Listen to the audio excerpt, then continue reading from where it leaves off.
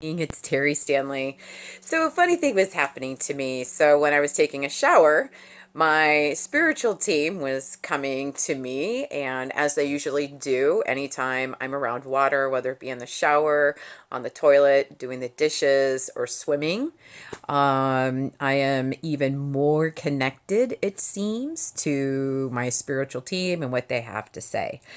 And they were showing me the concept of what do I do versus what can I do when we are going through problems, when we feel anxiety. This is specifically towards upset feelings, feeling anxious, feeling like we have to respond, but not knowing how to respond.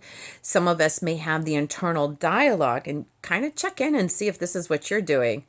That you're asking yourself, what do I do? What do I do? What do I do? What do I do? And when we say it like that, or when we have that type of pattern with our thinking, can you see the intensity? Can you feel the panic? What do I do? What do I do? What do I do? What do I do? It has a certain energy to it versus when we come at it from the point of view of, well, what can I do? What can I do for you? What can I do for me?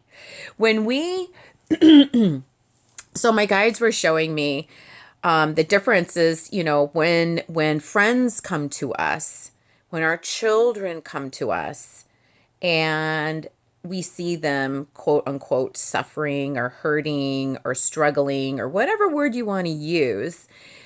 Normally we come in with, oh, how can I be of assistance? How can I help? What can I do that will help? And all of a sudden, the ability to look at resources or find resources is another way of saying things. So what kind of things can I be looking for? What kind of things can I do to help? Well, what kind of resources can I offer to help? So when we take on the question, oh, what can I do? We are opened up. We actually are open up to more possibility. We're open up to figuring out what else can we do for that person. And we're actually coming from heart center, okay? Because we're leading with our heart. Our heart is communicating our desire to be of assistance, to help the situation.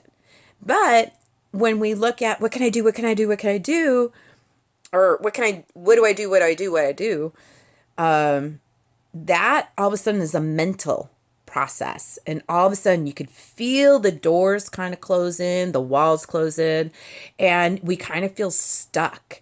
And then we can enter into this loop. What do I do? What do I do? What do I do? So next time you're thinking, what do I do? What do I do?